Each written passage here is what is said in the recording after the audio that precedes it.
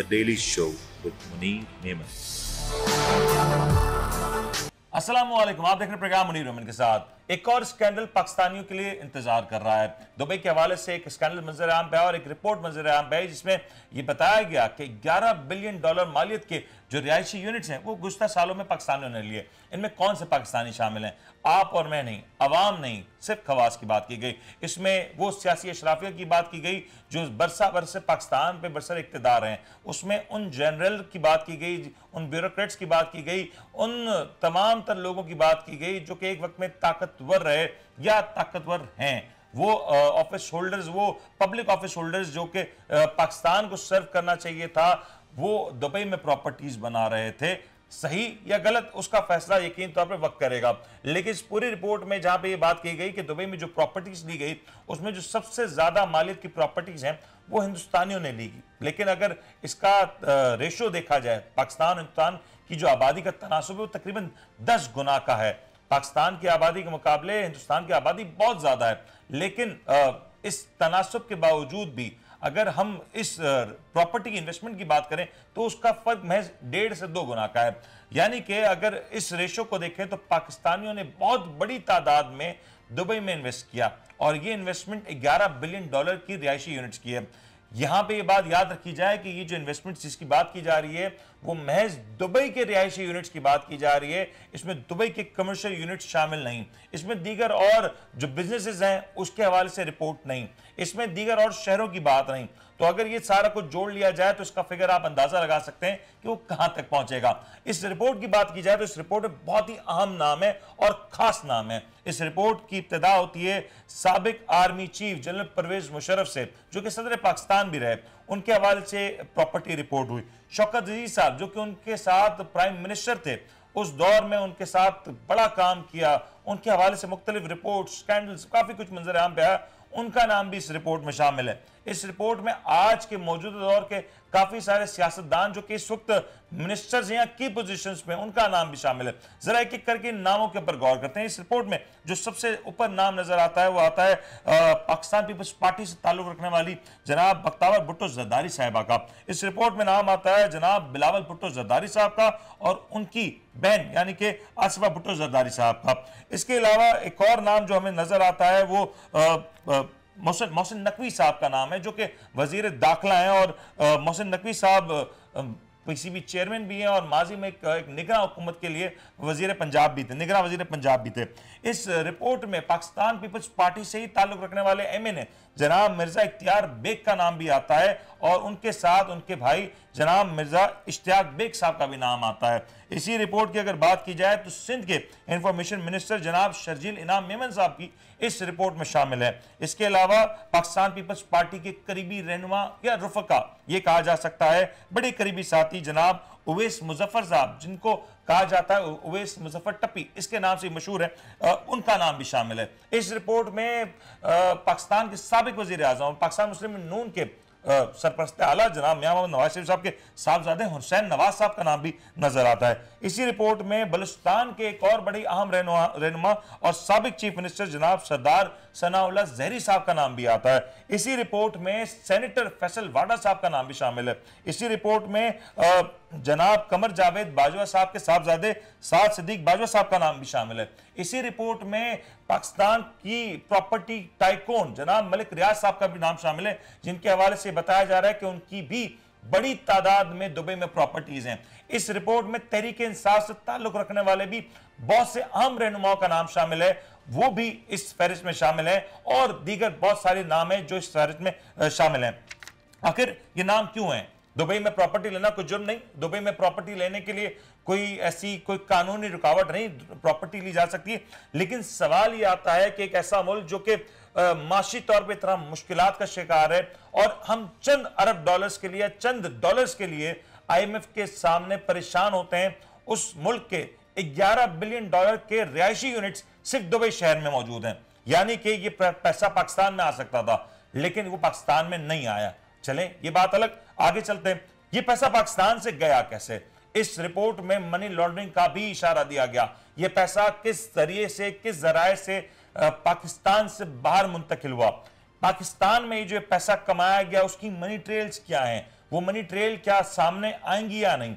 आपको याद होगा पनामा केस की जब बात हुई तो उस वक्त ये सारी बातें निकल के सामने आई और बहुत से आम तरीन इंटरव्यूज थे जो उस वक्त मीडिया की जीनत बने और जो बाद में सियासी मंजरनामे में बड़ा किरदार अदा करते रहे। लेकिन ये सारी सूरत हाल आगे कहां तक जाएगी, इसके ताने बाने कहां तक चलेंगे, और क्या पाकिस्तान में इस हवाले से कोई कानूनी चाराजोई होगी या नहीं, या महज पिछली बार की तरह मामला पनामा से शुरू होगा और महज एक कमजोर केस इकामा जैसा फिर बनाया जाएगा और फिर किसी ना किसी तौर पे गुंजाइश छोड़ी जाएगी। प्रोग्राम में आज इस सवाल से गुफ्तगू करेंगे। हमारे साथ ज्वाइन करें सीनियर सहाफी तज्ज़िया जनाब शुएब राजा साहब और उनके हमरा हमें ज्वाइन करें डॉक्टर यासीन मलिक साहब। शुएब साहब अस्सलाम वालेकुम। जी अस्सलाम वालेकुम। जी मुझे भी आपकी आवाज डिस्टॉर्ट हो रही थी। एनीवे बात करते हैं। देखिए पहले भी पनामा लीक्स आई, सब कुछ आया। आज आप ख्वाजा आसिफ का बयान आपकी नजर से गुजरा होगा जो उन्होंने दिया था ट्विटर पे। गुजारिश ये है कि बदकिस्मती है इस मुल्क की, पूछा कभी नहीं जाता, किसी से नहीं पूछा जाता। अच्छा, जब भी जो भी इस किस्म का कोई मतलब ये स्कैंडल आता है तो उसमें नवाज फैमिली और जरदारी फैमिली की सर फहरिस्त होती है। ठीक है, अब पता नहीं दुनिया को इनसे क्या दुश्मनी है कि दुनिया खुद ब खुद उनके नाम डाल देती है इसके अंदर। मतलब ये समझने वाला था। इस मरतबा 12-13 आपके जर्नल्स भी इसमें शामिल हैं। किसी से पूछ ले, मनी ट्रेल किसी के पास भी नहीं होगी। इसमें बड़ी सीधी सीधी ये मनी लॉन्ड्रिंग है, सीधा सीधा मामला है इसका, इसमें दूसरी राय है ही कोई। लेकिन शुएब भाई ये सवाल तो है कि पाकिस्तान में जब हम बात करते हैं चले गए हैं क्योंकि इंडिया के कोई जर्नल नहीं है। शुएब भाई एक सवाल तो ये ना कि पाकिस्तान में बात करते हैं कि हालात नहीं है साजगार, इन्वेस्टमेंट अपॉर्चुनिटी नहीं है, और अगर दुबई में इन्वेस्टमेंट अपॉर्चुनिटी है तो उसको तो अवेल किया जा सकता है।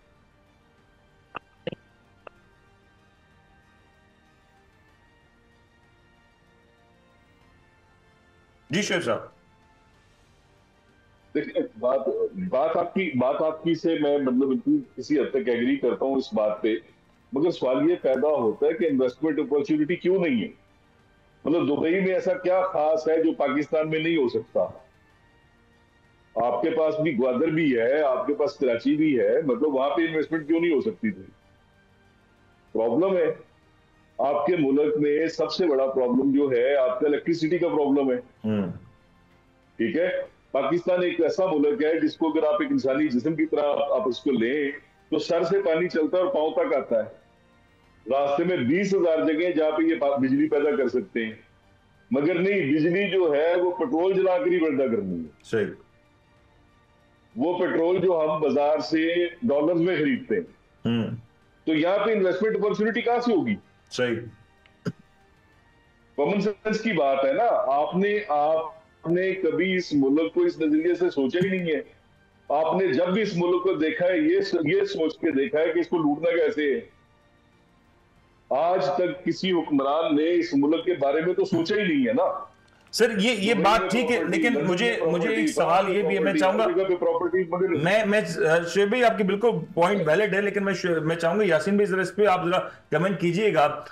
ये जैसी रिपोर्ट मंजर आम पे आई कल रात से अब तक मुख्तलिफ सियासी रहनुमाओं ने ये कहा कि जो तमाम तर प्रॉपर्टीज हैं ये डिक्लेयर्ड हैं, और अगर कोई प्रॉपर्टी डिक्लेयर है तो फिर उसके ऊपर सवाल बनता नहीं है। तो आपको नहीं लगता कि प्रॉपर्टीज डिक्लेयर हैं? आप मतलब पहले तो अगर डिक्लेयर है तो फिर तो सवाल बनता ही नहीं है, इस पे कोई बहस की गुंजाइश नहीं होनी चाहिए। बिस्मिल्लाहिर्रहमानिर्रहीम। मुनीर भाई बहुत बहुत शुक्रिया आपका। किबला बड़ी खूबसूरत गुफ्तगू की आपने, स्टार्ट में इंट्रो बड़ा अच्छा दिया, लेकिन आप इंट्रो में भूल गए कि आपने 12 जर्नैलों के भी नाम लेने थे, उन साबिक चीफ जस्टिस का भी नाम लेना था। सिर्फ सियासतदानों को लतेड़ने का बड़ा आसान तरीका होता है। सर मैं मलिक रियाज साहब का भी नाम लेना था, उनके हवाले से भी काफी सारी प्रॉपर्टीज सामने आपको उधर भी जरूर जाया करें, मुशर्रफ साहब की तरफ जाया करें, जो साबिक मुशर्रफ साहब हैं, जिनकी आखिरी सैलरी 2,72,000 रुपए बीइंग जनरल थी, चीफ ऑफ आर्मी स्टाफ थी, और उस शख्स ने दुबई के अंदर कितने कितने बड़े महलात लिए हैं, वो कहाँ से लिए हैं, किधर से लिए हैं, क्यों लिए हैं। क्या इस बात पे भी नहीं वेरिफिकेशन होनी चाहिए? सिर्फ वेरिफिकेशन इस बात पे बनती है कि फलां जिसका फैमिली बैकग्राउंड बिजनेस का हो हम उसको लतेड़ते रहते हैं। दूसरी बात यह है कि जब से ये लीक्स हुई हैं, कल से हमें एक जोकर जैसा बिहेव किया जा रहा है इन तमाम सियासतदानों की जानिब से।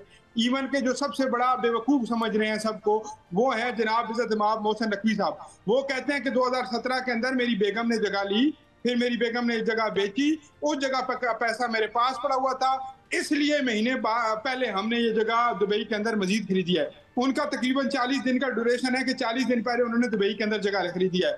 आप देखें जनाब इज़्ज़त इमाम मोहसिन नकवी साहब को कोई बताए कि हुजूर वाला ये टाइमिंग इतनी ज्यादा गंदम स्कैंडल के साथ बड़ी करीब करीब क्यों है, आपके जो चीफ मिनिस्टर बनने के बाद जो ये सारा मामला ये तब क्यों हुआ है।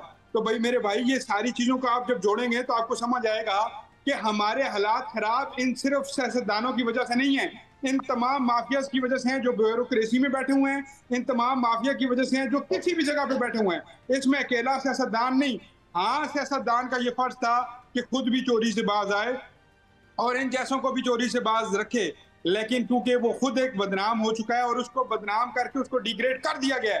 खास करके कल ख्वाजा आसिफ का बयान सुनते हुए इतनी शर्मिंदगी हो रही थी, उसको लग रहा था कि जैसे वो एक बेवकूफों के सामने कह रहा है कि ये तो कोई बड़ी बात ही नहीं है। मेरे ख्याल के मुताबिक हमारा आइन, हमारे जो लोग हैं या जो हमारे हालात हैं उसके मुताबिक को ये बताना चाहिए कि तुम्हारा $1 भी मुल्क के बाहर रखना इस मुल्क के साथ सबसे बड़ी गद्दारी है, इस मुल्क के साथ सबसे बड़ी नौसरबाजी है, 2 नंबरी है। जब हालात ये हैं कि $1 बिलियन नहीं $1 मिलियन मेरे भाई $1 मिलियन लेने के लिए हम IMF के तरले मांगते हैं, फिर हम पेट्रोल के रेट के ऊपर जाते हैं, फिर हम जाके चीनी का रेट बढ़ाते हैं, फिर हम ऑयल का रेट बढ़ाते हैं, फिर हम मतलब इसके किस किस चीज का मैं नाम लूं।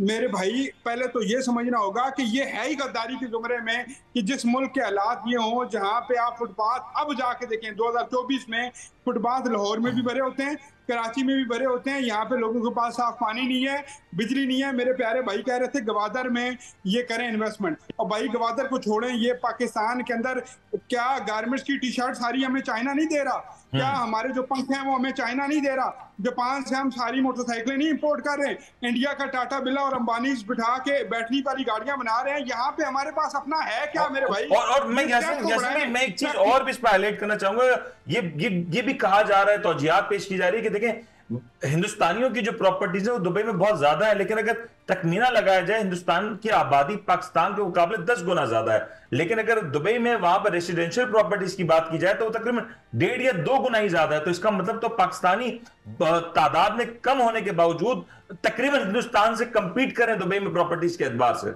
अच्छा, इसमें 2 चीजें हैं, इसमें मुनीर भाई 2 चीजें हैं। किसी का मुंह लाल हो तो अपना थप्पड़ मार के लाल नहीं करते, अपना पहले लाल देखना चाहिए। हम इंडिया के साथ किस मुकाबले में की बात करते हैं, क्या नरेंद्र मोदी की जगह है दुबई के अंदर? तो मुझे बताएं, नरेंद्र मोदी की नहीं निकलेगी। आप वो जैसा भी शख्स है, लेकिन उसने अपने इंडिया को स्टैंड किया। मुझे नहीं पता इस बार वो इलेक्शन जीतेगा या हारेगा। गुजरात के अंदर 1.5 करोड़ नौकरियां वो पैदा करता है, जहां पे तकरीबन 30-32 हजार मुसलमानों का वो कत्ल करता है। आप इंडिया से अपने आप को कंपेयर मत करें मेरे भाई, वो चंद्रयान पे जाने का 264 अरब लगा चुका है। आप किस बात करते हैं? आपने तो चाइना के साथ जो मुआहिदा किया है बड़ी मदद के साथ, इंडिया की आबादी 125 करोड़ है और हमारी आबादी 24 करोड़ है, और आप अपने आप का उसके साथ कंपेयर नहीं कर सकते। वहां पे गूगल का मालिक बैठा हुआ है, वहां पे ओलेक्स का मालिक बैठा हुआ है, वहां पे जिसका ऊपर का मालिक बैठा हुआ है। आपने अभी तक सिर्फ जो है वो मदरसे और यासीन साहब ये बताएं कि ये बात ये क्यों आ रही है कि इसमें अगर नाम देखें तो इसमें पीपल्स पार्टी का अहम तरीन रहनुमा खुद बिलावल साहब की प्रॉपर्टीज की बात हो रही है, आसरा साहिबा की बात हो रही है, बख्तावर साहिबा की बात हो रही है। ये 3 नाम बड़े अहम नाम है पीपल्स पार्टी के एतबार से। देखें इनकी प्रॉपर्टीज कौन है, और कुछ प्रॉपर्टीज तो स्काई स्क्रैपर्स की बात हो रही है, बुलंदो बाला इमारतों की बात हो रही है। मतलब ये छोटी मोटी प्रॉपर्टीज नहीं है, अगर इनका तकमीना लगाया जाए तो इसकी मालियत भी करोड़ों अरबों में जाती है।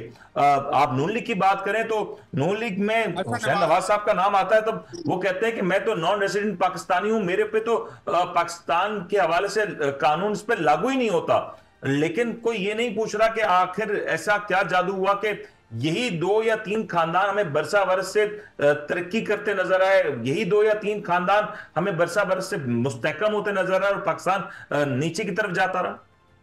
नहीं, इसमें कुछ पीटीआई के भी लोग हैं और बिल्कुल है सेनेटर फैसल वाडा साहब जो कि साबका पीटीआई के रहनुमा है, वो उनका नाम भी शामिल है इसमें। अफजल मरवत साहब जो हैं, चले अभी फिलहाल थोड़ा सा उनके ऊपर अंधेरा आया हुआ है, लेकिन खान साहब के वो बड़े दिल के करीब हैं। पंजाब में कैंपेनें करना, प्रोग्राम तो बढ़ गया, जैसे जोकर से वो जब हीरो बनते हैं जी, उनकी जो प्लेट वो है ना प्रोफाइल, उसमें अगर सिर्फ आप एक लफ्ज लिख दें प्रोग्राम तो बढ़ गया, और नीचे जिक्र टू लिख दें लीडर, क्योंकि उनका इसके अलावा मुझे तो कोई खिदमात नजर नहीं आती बगैर जो तो इसी वजह से वो लीडर है। बहरहाल उनकी भी जदाद नजर आई है।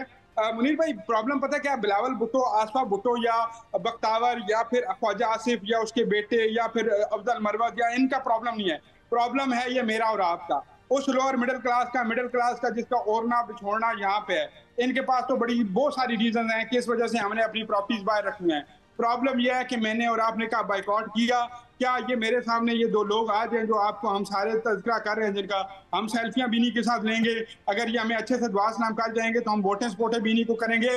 बेसिकली हमारी आवाम एजुकेशन की तरफ एजुकेट नहीं हो रही, वो कभी खान साहब की गोली में आ गई तब्दीली के नाम पे, कभी डेवलपमेंट, कभी रोटी कपड़ा और मकान, कोई नया टॉपिक ड्रामा अगली बार आएगा तो हम उसमें इस मरतबा फिर शामिल हो जाएंगे। मसला सिर्फ एक है, वो है education is the only weapon to ये बड़ी इंपॉर्टेंट बात है, हमने इन लोगों को देनी नहीं है। मैं आपकी तरफ आता हूं, लेकिन शुभ भाई एक चीज प्लीज इलैबोरेट कीजिएगा।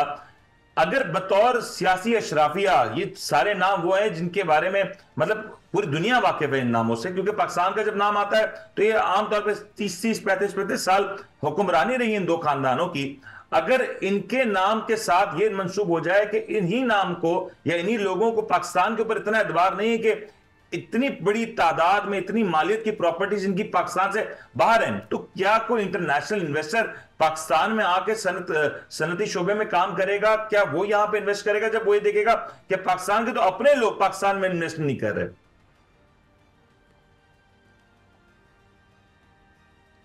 देखिए इसमें तो बड़ी सीधी सी बात है, मतलब ये कि फॉरेन इन्वेस्टर यहाँ से कहां से आएगा।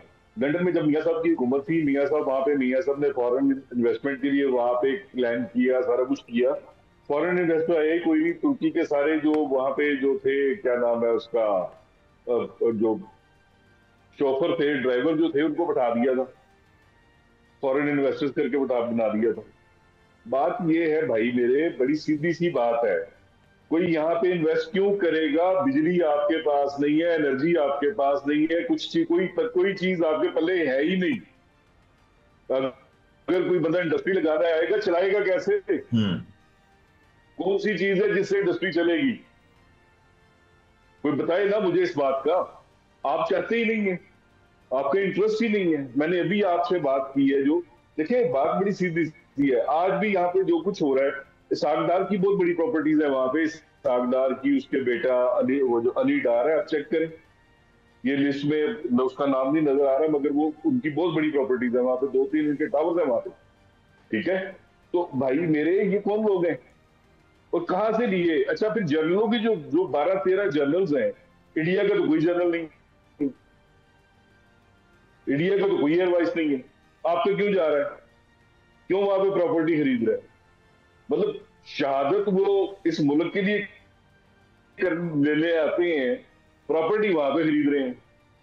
खुदा का नाम लें यार, बस प्रॉपर्टी लेना शुभ भाई कोई जुर्म नहीं बाजार ना। अगर असासे डिक्लेयर हैं, पैसा सही तौर पे मुंतकिल हुआ है तो प्रॉपर्टी ली जा सकती है। इसमें ये तो नहीं कहा जा सकता कि प्रॉपर्टी लेना बाजार कोई जुर्म है। अगर एक मिनट मुनीर भाई, एक मिनट, सिर्फ एक लाइन फिर मेरा भाई बड़ा अच्छा शोएब भाई बोल रहे हैं यार, भाई जुर्म है ना जब आप पूरी दुनिया को कह रहे हो यहाँ पे इन्वेस्टमेंट करो, जब आप देख रहे हो एक से ज्यादा आता है उसका, आपका वजीर आज़म गाड़ी चलाता है, दूसरे के पास जाता है तैयब उर्दगान की अलफबरदारी में तो उसको कोने में लेकर जाके कहता है कि यार मेरे मुल्क में पैसा इन्वेस्ट कर, ईरान के पास जाते हैं तो उसको कहते हैं इन्वेस्ट कर, 28% आपका शरह सूद हो चुका है। तो मेरे भाई ये है ना जुर्म कि आपका सियासतदान जो पूरी दुनिया में घूम के इस कौम के नाम पे मांग रहा है, वो अपना पैसा उठा के बाहर रख रहा है, ये जुर्म है, ये जुर्म है, ये जुर्म है, इसको जुर्म तस्लीम करें। इसके ऊपर आपने मुझे ब्रेक लेने का कहा जा रहा है। शोएब भाई मैं आपकी तरफ भी आता हूं, आपकी तरफ भी आता हूं, ब्रेक लेने का कहा जा रहा है, ब्रेक का लौटेंगे जरा और दीगर मेहमानों को भी शामिल करेंगे और इस गुफ्तगू को आगे बढ़ाएंगे और ये जानेंगे कि आखिर ये रिपोर्ट जो आ गया मंजर आम पे, ये रेसिडेंशियल तक महदूद थी, कल को यही जब कमर्शियल की फिगर आएगी और ये एक शहर की फिगर है, दुबई के बाद अगर दीगर मुल्कों की या दीगर शहरों की अगर जब ये फिगर आएगा तो ये फिगर कितना ही बड़ा हो सकता है, क्योंकि ये तो यकीनी है कि इस वक्त पाकिस्तानियों की यूके में, यूएस में बहुत बड़ी तादाद में प्रॉपर्टीज हैं और ये कहीं ना कहीं पाकिस्तान की साल की नाकामी है जिसका नतीजा ये नजर आ रहा है। प्रोग्राम ब्रेक शामिल करते हैं, ब्रेक का लौटते हैं। प्रोग्राम में आपको एक बार फिर से खुशामदीद कहते हैं। ये जो दुबई स्कैंडल आया है इसके हवाले से बात तो कही जा रही है कि दुबई के एक शहर में सिर्फ रेसिडेंशियल इमारतों की अगर बात की जाए, वहां पर रेसिडेंशियल प्रॉपर्टीज की बात की जाए तो तकरीबन $11 बिलियन की प्रॉपर्टीज हैं जो पाकिस्तानी ओन करते हैं, यानी कि ये प्रॉपर्टीज दुबई की तहमीर तरक्की में बड़ा किरदार अदा कर रही हैं।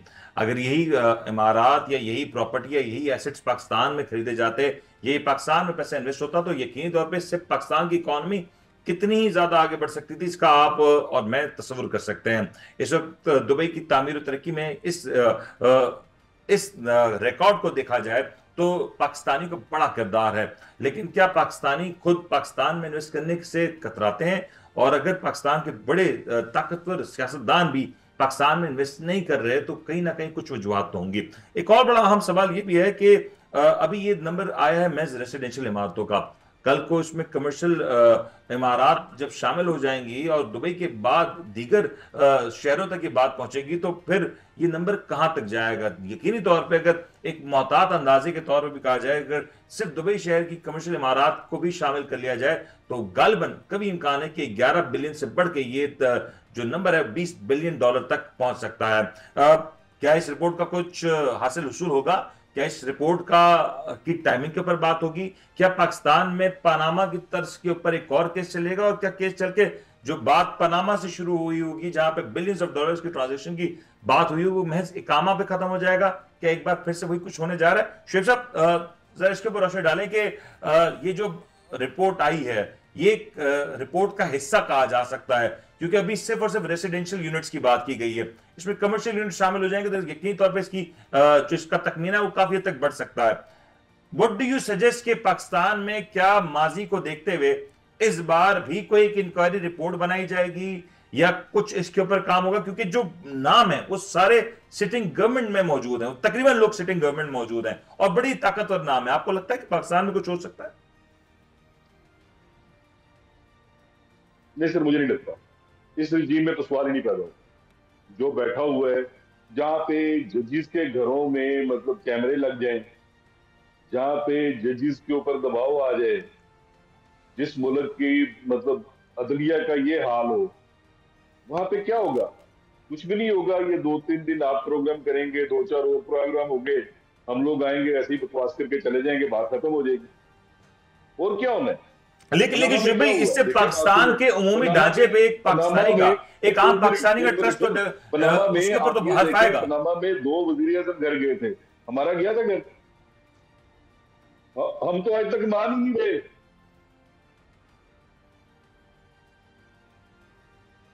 जी शुभ जी क्या कहा आपने? मेरी बात तो मैं ये कह रहा हूं, तो आगे इस पे कुछ होगी, कार्रवाई होगी, या आपको लगता है कि मुझे माजी की तरह कुछ सो मोटो हो सकता है? नहीं सर, कुछ नहीं होगा, कुछ नहीं होगा, ये कुछ भी नहीं होगा। अभी जो यासीन मलिक साहब ने बात की थी वो बड़ी इंपॉर्टेंट थी। आप ये देखें कि इसको आप जोड़ें, ये अपना अभी जो वीट स्कैंडल है दूसरी चीजों के साथ जोड़ें। मोहसिन नकवी वो बंदा है जो अपना जो उसका जो चैनल था, अपना क्या नाम है उसका, पुराना उसका जो था अपना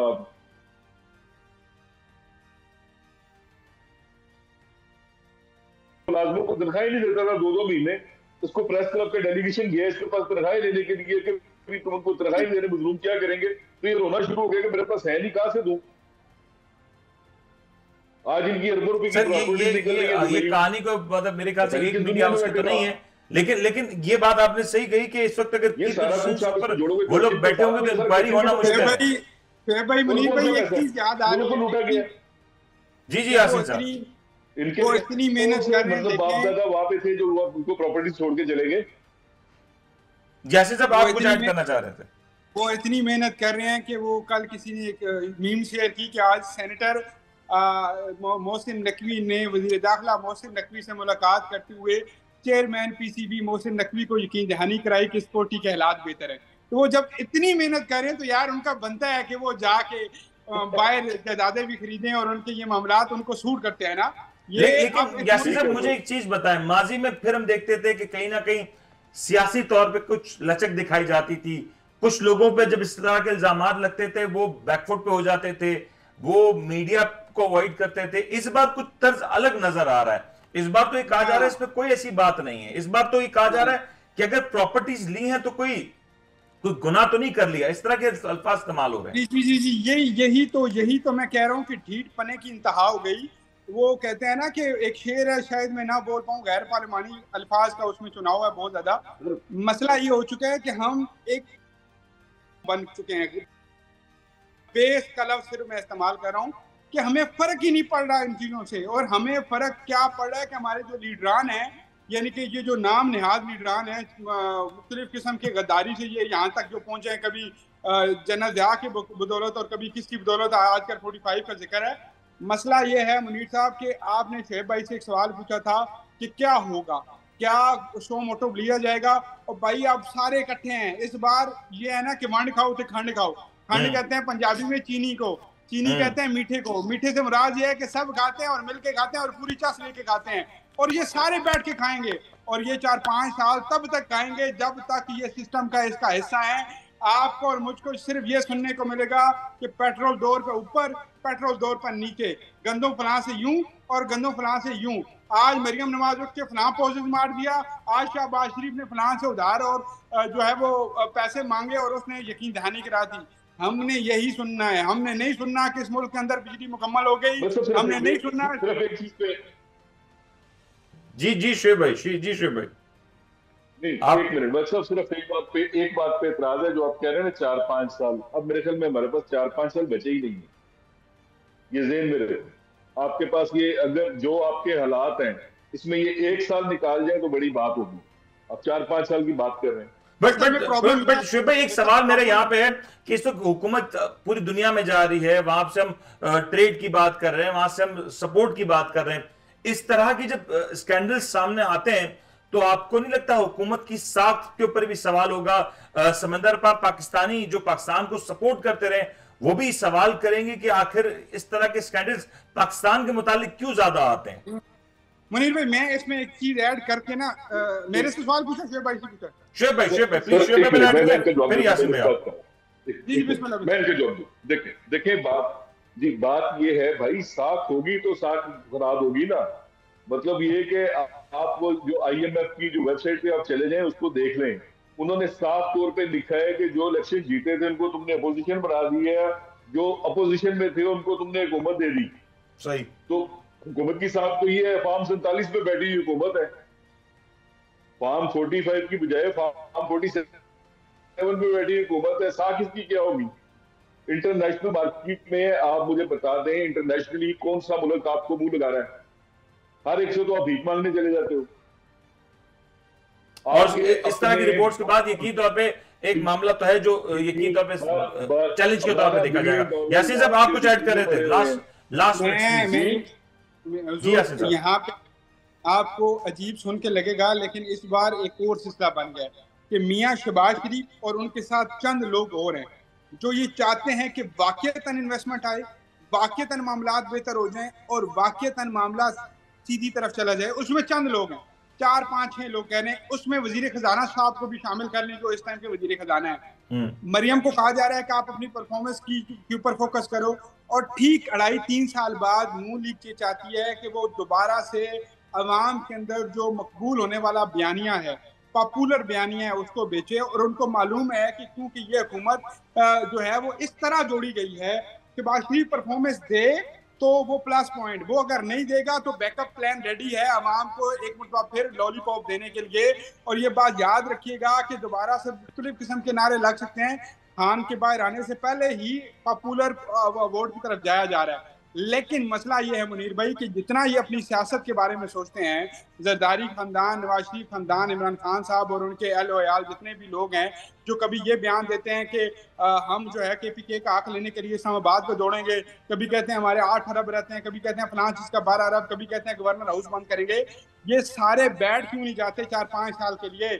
इस मुल्क को थोड़ी बेहतर डायरेक्शन दे दें, थोड़ा तरीके किया जा सकता है और ये एक नेशनल कंसेंसस बिल्ड किया जा सकता है। मुझे प्रोग्राम में ब्रेक लेने का कहा, ब्रेक के बाद लौटेंगे, जरा बलूचिस्तान की सूरत के ऊपर, हाल के ऊपर बात करेंगे। बलूचिस्तान एक पसमानदा सूबा है, गरीब सूबा है, लेकिन वहां से बड़े बड़े नाम निकल के सामने। वो कौन से नाम है जो इनका दुबई की प्रॉपर्टीज से बड़ा ताल्लुक है, और वो कौन से बलूच रहनुमा है जो कि साल से दुबई में प्रॉपर्टीज में इन्वेस्ट करते रहे लेकिन शायद अपने सूबे में इन्वेस्ट करना भूल गए? उनके ऊपर बात करेंगे, ब्रेक लेते हैं, ब्रेक के बाद जरूर।